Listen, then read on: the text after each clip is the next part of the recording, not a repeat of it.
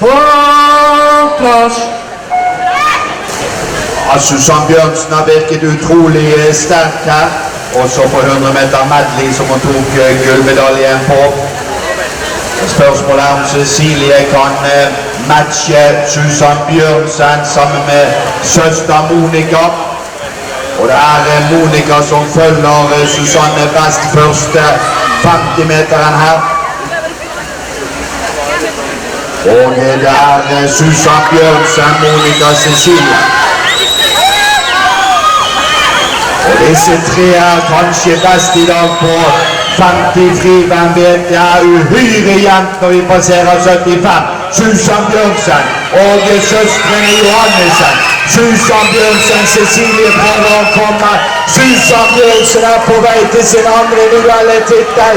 Det er Susanne Bjørnsen, mine damer og herrer. 54,05.